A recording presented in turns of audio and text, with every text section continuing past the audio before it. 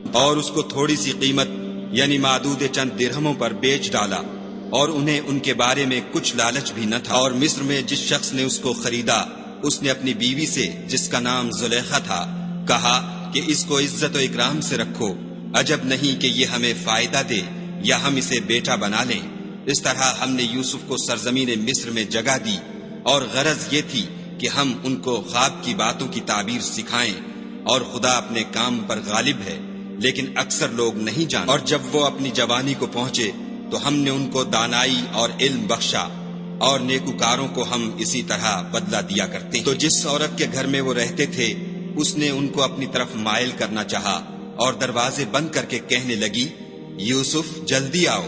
انہوں نے کہا کہ خدا پناہ میں رکھے، وہ یعنی تمہارے میاں تو میرے آقا ہیں، انہوں نے مجھے اچھی طرح سے رکھا ہے، میں ایسا ظلم نہیں کر سکتا۔